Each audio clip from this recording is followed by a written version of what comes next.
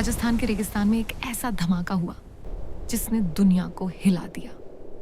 लेकिन असली कहानी उस धमाके से पहले शुरू होती है, जब हर सैटेलाइट, हर फॉरेन एम्बेसी और हर इंटेलिजेंस एजेंसी भारत पर नजर रखे हुए थी। 1970 के दशक में दुनिया कोल्ड वॉर के बीच थी। अमेरिका और सोवियत यूनियन अपने अपने न्यूक्लियर स्टॉकपाइल बढ़ा रहे थे।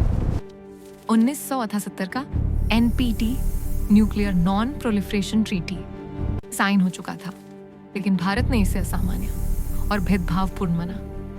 1912 के चाइना वर और 1926 में चाइना के न्यूक्लियर टेस्ट ने दिल्ली को एक कड़वी सच्चाई दिखा दी थी। स्ट्रैटेजिक डिटरेंस के बिना सुरक्षा अधूरी है। इस बीच प्राइम मिनिस्टर इंदिरा गांधी के आसपास कुछ चुनिंदा एडवाइजर्स ने एक फैसला लिया, एक ऐसा फैसला जो अगर गलत समय पर लीक हो जाता तो भारत पर कठोर इंटरनेशनल सैंक्शंस लग सकते थे। दुनिया की नज़र से बचकर न्यूक्लियर टेस्ट की तैयारी करना, क्या ये मुमकिन था? यहीं पर एक खामोश किरदार सीन में आता है। रिसर्च एंड एनालिसिस विंग 1918 में बनी ये एजेंसी तब तक अपनी ऑपरेशनल पहचान बना चुकी थी। उनका काम सिर्फ जानकारी जमा करना नहीं था, बल्कि कभी कभी जानकारी को रोकना भी होता है। पोखरान, राजस्थान का एक सुनसान इलाका टेस्ट साइट के रूप में चुना गया, लेकिन असली चुनौती थी इंटरनेशनल सर्वेलेंस। उस दौर में अमेरिकन स्पाई सैटेलाइट्स हिंदुस्तान के ऊपर से गुजारते थे। CIA और दूसरी एजेंसीज न्यूक्लियर रिलेटेड एक्टिविटी के लिए अनयूजुअल कंस्ट्रक्शन, इक्विपमेंट मूवमेंट और साइंटिफिक स्टाफ के ट्रांसफर्स पर नजर रखती थी। इसलिए ऑपरेशन को इतनी सीक्रेसी में रखा गया कि कैबिनेट के अधिकांश सदस्यों को भी पूरी जानकारी नहीं दी गई। BARC के साइंटिस्ट, जिनके नेतृत्व में डॉक्टर राजा रमाना और उनकी टीम काम कर रही थी, को मिलिट्री इंजीनियर्स के रूप में डिस्गाइज करके साइट पर भेजा गया। इक्विपमेंट को आम कंस्ट्रक्शन मटेरियल की तरह ट्रांसपोर्ट किया गया। रजिस्टर में खुदाई रात के अंधेरे में होती, ताकि सैटेलाइट इमेजरी में ज़्यादा हलचल ना दिखे। रॉ के ऑफिसर्स को ये टास्क दिया गया कि फॉरेन डिप्लोमेटिक सर्कल्स में कोई अनयूजुअल क्यूरियोसिटी या लीक का सिग्नल मिलते ही तुरंत अलर्ट करें। कुछ रिपोर्ट्स के मुताबिक फॉरेन एम्बसीज में न्यूक्लियर रिसर्च पर चर्चा को केयरफुली मॉनिटर किया जा रहा था। इंटरनेशनल ऑब्जर्वर्स को यह एहसास दिलाया गया कि भारत का फोकस अभी भी पीसफुल न्यूक्लियर एनर्जी पर ही है। इस टेस्ट को ऑफिशियली नाम दिया गया स्माइलिंग बुधा। एक शांत नाम, लेकिन उसके पीछे एक स्ट्रैटेजिक गैम्बल छुपा था।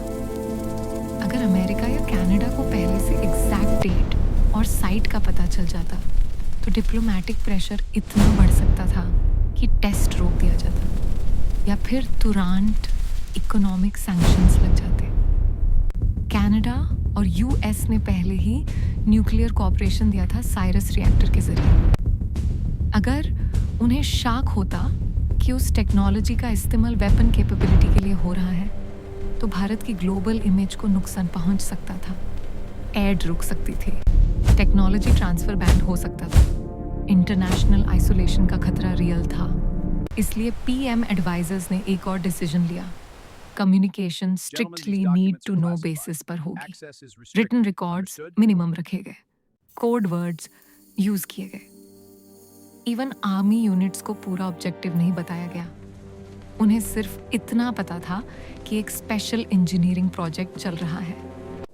और फिर 18 मई 1926 की सुबह 8:05 बजे पोखरण के नीचे जमीन हिली। भारत ने अपना पहला न्यूक्लियर टेस्ट कंडक्ट किया। दुनिया हैरान रह गई।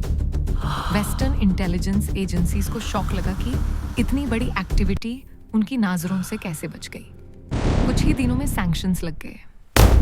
न्यूक्लियर सप्लायर्स ग्रुप का फॉर्मेशन हुआ। भारत को टेक्नोलॉजी और फ्यूल सप्लाई पर रिस्ट्रिक्शंस का सामना करना पड़ा, लेकिन एक मैसेज भी क्लियर हो गया। भारत ने स्ट्रैटेजिक ऑटोनॉमी का रास्ता चुन लिया था, चाहे डिप्लोमेटिक की। ये कहानी सिर्फ एक न्यूक्लियर टेस्ट की नहीं है।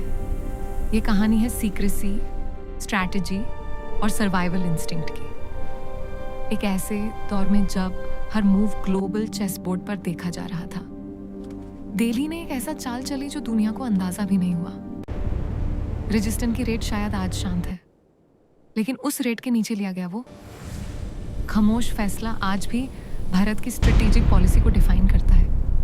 कभी कभी सबसे बड़ा धमाका वही होता है जो दुनिया को सुनाई देने से पहले ही तैयार हो चुका होता है।